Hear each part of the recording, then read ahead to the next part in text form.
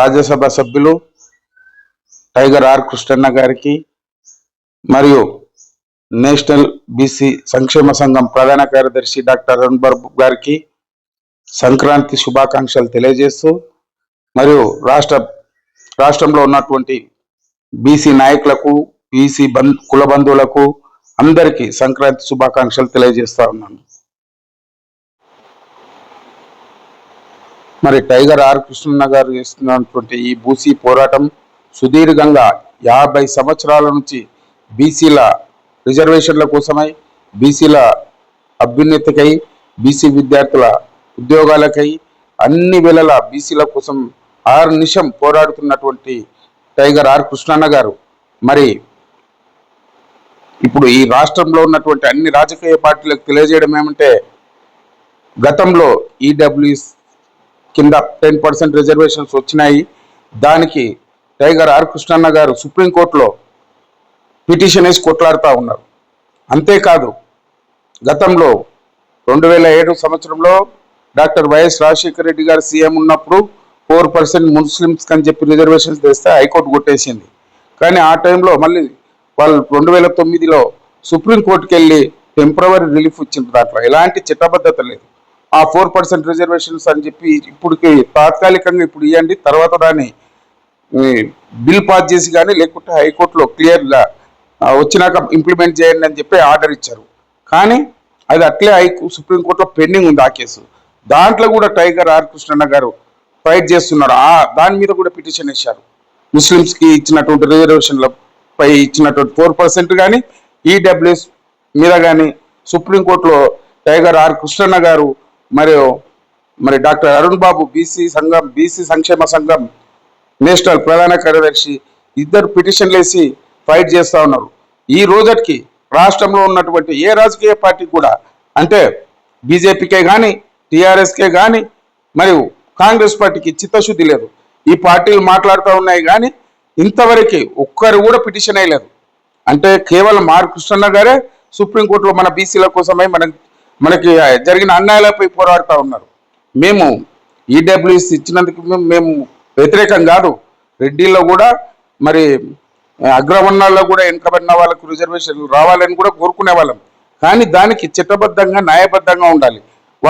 వాళ్ళకి 10% డైరెక్ట్ ఇవ్వడం అనేది అన్యాయం అని చెప్పి అన్న ఈరోజు ఒక్కడే పోరాడుతున్నాడు. ఇది ఒక చరిత్ర. దేశంలో ఉన్నటువంటి ఏ రాజకీయ పార్టీ కూడా ఈ కేసులపై ఇంతవరకు ఒక్క పిటిషన్ కూడా దాఖలు చేయలేదు. ఈరోజు రాష్ట్రంలో వివిధ పార్టీలకు చెందిన నాయకులు మాట్లాడుతూ ఉన్నారు, మేము ఫైట్ చేస్తూ ఉన్నామని. ఏం ఫైట్ చేస్తూ ఉన్నారు? ఈరోజు రాష్ట్రంలో ఉన్నటువంటి కాంగ్రెస్ పార్టీ 42% రిజర్వేషన్స్ ఇస్తామని చెప్పి గతంలో చెప్పి తుంగలో దొక్కి ఎలాంటి రిజర్వేషన్స్ అమలు చేయలేదు. దానికి అన్ని పార్టీల చెందినటువంటి బీసీ నాయకులు మరి బీసీ బంధాన్ని ఇచ్చారు. తర్వాత అదేవిధంగా ఇప్పుడు బీసీల రిజర్వేషన్ కావాలని పోరాడుతున్నామంటున్నారు. కానీ అసెంబ్లీలో మొన్న ఏం మాత్రం బీసీల రిజర్వేషన్లపై ఏ టీఆర్ఎస్ పార్టీ కానీ బీజేపీ పార్టీ కానీ కూడా కాంగ్రెస్ పార్టీని ప్రశ్నించలేదు. కాంగ్రెస్ పార్టీ టీఆర్ఎస్ పార్టీలు రెండు కూడా ఈరోజు బీసీల ఉద్యమాన్ని అనగదొక్కడానికి డైవర్ట్ పాలిటిక్స్ చేస్తున్నాయి. ఏమంటే నీరు ప్రాజెక్టుల విషయం నీటి వాటా అని అంటున్నారు. అది చిన్న ఇష్యూ, అది కూర్చొని పరిష్కరించుకునే ఇష్యూ. కేవలం బీసీల ఉద్యమాన్ని డైవర్ట్ చేసి ముందుకు తీసుకుపోకుండా ఈ రాజకీయాలు చేస్తూ ఉన్నారు. మేము హెచ్చరిస్తూ ఉన్నాం, బీసీలు అందరు ఏకం కావాలని రాష్ట్ర వ్యాప్తంగా ఉన్న అన్ని పార్టీలకు చెందిన బీసీ నాయకులు, ఎమ్మెల్యేలు, ఎంపీలు, కుల సంఘాలు, బీసీ నాయకులు అందరూ టైగర్ ఆర్ కృష్ణన్న గారి ఆధ్వర్యంలో డాక్టర్ అరుణ్ బాబు గారి నాయకత్వంలో పనిచేయడానికి ముందుకు రావాలని, మన బీసీల రిజర్వేషన్ దక్కించుకునేంత వరకు పోరాటం చేయడానికి ముందుకు రావాలని విజ్ఞప్తి చేస్తూ ఉన్నాం. అంతేకాకుండా గతంలో ఉన్నటువంటి టీఆర్ఎస్ పార్టీ 2014లో అధికారంలోకి వచ్చిన తర్వాత వాళ్ళు కుటుంబ సర్వేని చేశారు. కేసీఆర్ గారు చేసి ఏం చేశారంటే, వచ్చిన రిపోర్ట్ని పబ్లిక్ డొమైన్లో పెట్టలేదు. ఆయన పెట్టకుండా 85% బీసీ, ఎస్సీ, ఎస్టీ మైనార్టీలు ఉన్నారు. 10% మాత్రమే ఓసీలు ఉన్నారు. కేవలం ఎల్మ క్యాస్ట్ 1% ఉన్నారు. రెడ్డి 7% ఉన్నారు. అవన్నీ తెలిసిన ఆయన కేవలం బీసీలను మోసం చేయడానికి గొర్రెలు బర్రెలు చేపలు అని చెప్పేసి యాదవులకు గొర్రెలు వేయడం, ముదిరాజులకు చేపలు వేయడం, మరి ఇతర ఇతర సంఘాలకు డబ్బులు ఇస్తామని నేర చూపడం, మరి ఎలక్షన్లో ఎస్సీలకు 10 లక్షలు ఇస్తామని చెప్పి మోసాడు. అంటే బీసీలను ఎస్సీలను ఎస్టీలను రాజాధికారం వైపు రాకుండా అనగదొక్కి ఇలాంటి స్కీములు పెట్టి మోసం చేస్తూ ఆయన వచ్చాడు. అదేవిధంగా మొన్న చేసినటువంటి కుటుంబ సర్వే కాంగ్రెస్ పార్టీ వచ్చిన తర్వాత కూడా ఆ పార్టీ కూడా ఎలాంటి చిత్తశుద్ధి లేదు. రాహుల్ గాంధీ గారి కానీ మరి అదే రేవంత్ రెడ్డి గారు కానీ భారత రాజ్యాంగం పట్ల ఎలాంటి అవగాహన లేని రాజీవ్ గాంధీ బీసీలకు 42% రిజర్వేషన్స్ ఇస్తామని చెప్పి, దేశంలో కూడా బీసీలకు న్యాయం చేస్తామని చెప్పి నిట్టం ముంచి బీసీలను కేవలం ఎలక్షన్లో ఓట్ల కోసం వాడుకోవాలని చూస్తూ ఉన్నారు. ఖబర్దార్, కాంగ్రెస్ పార్టీకి ఈరోజు హెచ్చరిస్తా ఉన్నాం, మీకు పుట్టగతులు ఉండవు. ఇప్పుడు వచ్చినటువంటి మున్సిపల్ ఎలక్షన్లలో కూడా మీరు రిజర్వేషన్లు కేటాయించడంలో బీసీలకు చాలా తక్కువ కేటాయించారు. 10 కార్పొరేషన్లు ఉంటే దాంట్లో కేవలం 2 బీసీలకు, 1 బీసీ మహిళ, 1 ఎస్సీ, 1 ఎస్టీకి ఇచ్చారు. 4 ఓసీ మహిళలకు, 1 జనరల్ అని ఇచ్చారు. ఇది ఎక్కడ న్యాయమండి? మళ్ళీ అదే కాకుండా మున్సిపాలిటీలు 121 మున్సిపాలిటీస్ ఉంటే దాంట్లో బీసీలకు 38 అంటే 19 బీసీ మహిళలు, 19 బీసీ జనరల్ కేటగిరీ కింద.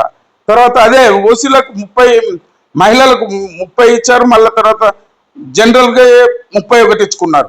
ఎస్సీ ఎస్టీలకు కలిపి మామూలుగా ఎంత ఇచ్చారంటే 17 ఇచ్చారు.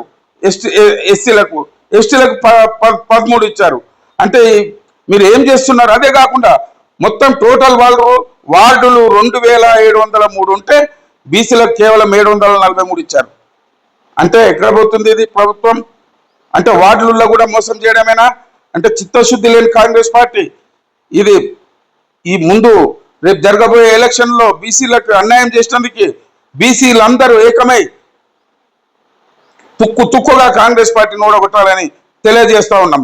అంతేకాకుండా ఈరోజు వార్డులు మొత్తం రాష్ట్రంలో 2704 వార్డులు ఉంటే బీసీలకు 763 కేటాయించారు, ఎస్సీలకు 400, ఎస్టీలకు 175. అదే మహిళలకు జనరల్ 780, ఓపెన్గా జనరల్ కింద మళ్ళీ 500. అంటే ఈ విధంగా దీంట్లో కూడా వాటా తక్కువ వచ్చింది మనకు. ఇది ఎట్లా అంటే చిత్తశుద్ధి లేని కాంగ్రెస్ ప్రభుత్వం పైకి చూడడానికి ఒక విధంగా ఉంది, లోపల మాత్రం రేపు జరగబోయే ఎలక్షన్లో జనరల్ కేటగిరీ కింద ఉన్న దాంట్లో అన్నిట్లో కూడా బీసీలు అందరూ అత్యధిక సంఖ్యలో అన్ని స్థానాల్లో కూడా పోటీ చేసి జనరల్ స్థానాలు మొత్తం బీసీలు కైవసం చేసుకోవాలని మరి బీసీ సంక్షేమ సంఘం వారికి మద్దతుగా ఉంటుందని తెలియజేస్తా ఉన్నాం. అన్ని పార్టీలను చిత్తుగా ఓడించి రాష్ట్రంలో బీసీలు అత్యధిక సంఖ్యలో గెలవాలని, వాటికి మా పూర్తి సహకారం ఉంటుందని తెలియజేస్తా ఉన్నాం. అదేవిధంగా రాష్ట్రంలో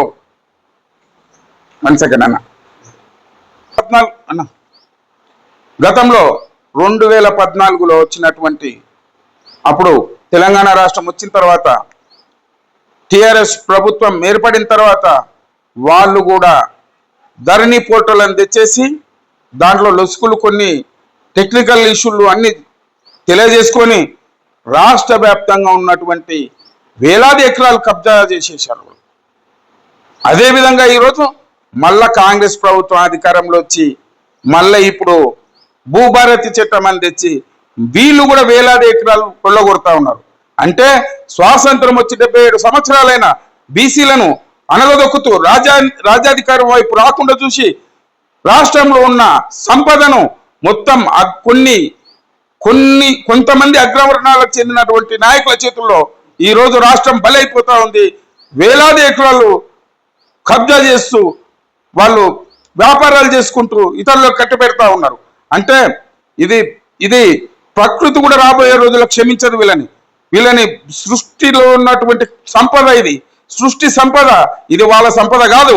అదేవిధంగా వెనుకబడినటువంటి బీసీ ఎస్సీ ఎస్టీలకు కనీసం 2 ఎకరాలు, అంతెందుకు ట్రైబల్లో ఉన్నటువంటి ఆదివాసులకు కూడా 2 ఎకరాలు కూడా ఇవ్వనటువంటి ఈ ప్రభుత్వాలకు నచ్చిన రీతిలో చట్టాలను తయారు చేసుకుంటూ, అంటే ధరణి అని ఆయన టిఆర్ఎస్ ప్రభుత్వం ఉన్నప్పుడు ఆ ధరణి అని చెప్పేసి ఆ ఫోటోలు తెచ్చి చట్టం తయారు చేసి దాంట్లో ఆ చట్టాన్ని అడ్డు పెట్టుకొని వేలాది ఎకరాలు ధ్వంసం చేశారు. మళ్ళీ ఈ రోజు వచ్చిన ప్రభుత్వం భూభారతి పేరిట అది అడ్డం పెట్టుకొని హైదరాబాద్ చుట్టుముట్టున్నటువంటి ల్యాండ్స్ అన్ని కబ్జా చేసుకొని అమ్మేసుకుంటున్నారు.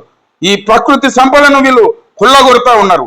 కనుక రాష్ట్రంలో ఉన్నటువంటి బీసీ నాయకులు, అన్ని పార్టీలకు చెందినటువంటి బీసీలు అందరు ఏకమై మన సంపదను మనం కాపాడుకోవాలన్నా, రాబోయే తరాల వారికి మంచిగా మనము అభివృద్ధి పరచాలన్నా టైగర్ ఆర్ కృష్ణన్న గారి నాయకత్వంలో, డాక్టర్ అరూప్ బాబు గారి ఆధ్వర్యంలో ముందుకు జరిగినట్లయితే మన రిజర్వేషన్లు మనం సాధించుకోవడంతో పాటు మరి రాజ్యాధికారం కూడా మనం సాధించుకుంటామని మరి ఈరోజు తెలియజేయడం ఏమంటే, అన్ని పార్టీలకు చెందినటువంటి రాష్ట్రంలో ఉన్నటువంటి టిఆర్ఎస్, కాంగ్రెస్ తో పాటు బీజేపీ పార్టీ కూడా తెలియజేయడం ఏమంటే, టైగర్ ఆర్ కృష్ణన్న ఏకైక వ్యక్తే ఈ రోజు గత 50 సంవత్సరాలుగా బీసీల కోసం పోరాడుతున్నటువంటి మహనీయుడు. ఈయన బీసీల కోసం నిరంతరం ఆలోచన చేసేటువంటి వ్యక్తి. ఆయన ఎలాంటి స్వార్థం లేదు. గతంలో ఆయనకు గ్రూప్ 1 కానీ పెద్ద పోస్టులు వచ్చాయి. ఆయన చదువుకున్న రోజు ఉస్మానియా యూనివర్సిటీలో గోల్డ్ మెడలిస్ట్. ఆయన ఆ జాబులన్నీ వదిలేసి బీసీల రిజర్వేషన్ల కోసం, బీసీల అభివృద్ధి కోసం, బీసీలను పైకి తేవాలని, వాళ్ళ వాటా వాళ్ళకి దక్కాలని నిరంతరం 50 సంవత్సరాల నుంచి ఆయన పోరాడుతూ ఉన్నారు. ఆయన ఆధ్వర్యంలో చదువుకున్నటువంటి పిల్లలు ఈ రోజు 30-40 లక్షల మంది విద్యార్థులు స్కాలర్షిప్ పొంది వివిధ ప్రాంతాలలో ఉద్యోగులుగా పనిచేస్తున్నారు. దాంట్లో డాక్టర్లు ఉన్నారు, లాయర్లు ఉన్నారు, ఐఏఎస్ ఉన్నారు, అన్ని రంగాల్లో కూడా ఉన్నారు. వాళ్ళందరూ కూడా ఏకతాటి పైకి వచ్చి ఈరోజు జరగబోయే బీసీ ఉద్యమానికి ముందుండి నడిపించాలని కోరుతా ఉన్నాం. వీళ్ళు 77 సంవత్సరాలు అయిన కాంగ్రెస్ పార్టీ వచ్చి చిత్తశుద్ధి లేని కాంగ్రెస్ పార్టీ బీసీలను అనుగదొక్కుతూ ఈ రోజుకి ఎలాంటి రిజర్వేషన్లు కనిపించకుండా, రాజ్యాధికారం దిశ వైపు మళ్లించకుండా కేవలం స్వార్థం కోసం, వాళ్ళ ఓట్ల కోసం మాత్రమే రిజర్వేషన్ కల్పిస్తామని నమ్మించి మోసం చేస్తున్నారు. ఇంకా ఆగే ప్రసక్తే లేదు. అన్ని పార్టీలకు చెందిన బీసీ నాయకులు ముందుకొచ్చి టైగర్ ఆర్ కృష్ణన్న గారికి, మరి అదేవిధంగా డాక్టర్ అరుణ్ బాబు గారికి మద్దతు తెలిపి మనం ముందుకు సాగాలని, రాబోయే రోజుల్లో బీసీల రాజ్యం సాధించుకుందామని తెలియజేస్తా ఉన్నాం. అదేవిధంగా ఈరోజు రాష్ట్రంలో ఉన్నటువంటి కాంగ్రెస్ పార్టీ కానీ, టిఆర్ఎస్ పార్టీ కానీ, బీజేపీ పార్టీలో ఉన్నటువంటి అన్ని రాజకీయ పార్టీ నాయకులకు, అంటే ఎమ్మెల్యే లెక్క కానీ, ఎంపీ లెక్క కానీ, అదే బీసీలకు చెందినటువంటి నాయకులకు తెలియజేయడం అంటే, ఈ రోజుకి కూడా ఈడబ్ల్యూఎస్ మీద కానీ, అదేవిధంగా ముస్లిం రిజర్వేషన్ 4% గతంలో ఇచ్చింది కదా, అది ఎలాంటి చట్టబద్ధత లేదు. వాటి మీద కానీ కేవలం దేశంలోనే ఏకైక వ్యక్తి టైగర్ ఆర్ కృష్ణన్న గారు, డాక్టర్ అరుణ్ బాబు గారు సుప్రీంకోర్టులో పోరాడుతూ ఉన్నారు. మరి మీకు చిత్తశుద్ధి ఉన్నట్లయితే, మీకు ఎలాంటి చిత్తశుద్ధి లేని పార్టీలు, మీకు ఎలాంటి విశ్వాసం, బీసీల పైన నమ్మకం, బీసీల న్యాయం చేకూర్చాలంటే ఇంతవరకు పిటిషన్లు ఎవరు వేయలే. ఒకరు టైగర్ ఆర్ కృష్ణన్న గారు మరి సుప్రీంకోర్టులో ఫైట్ చేస్తూ ఉన్నారు. సిగ్గు శరం లజ్జ ఉంటే మీరు అందరూ ముందుకు రావాలని, వీటిపై పోరాడడానికి పిటిషన్లు వేయాలని, అందరం కలిసి ఫైట్ చేయాలని మీకు విజ్ఞప్తి చేస్తా ఉన్నాను.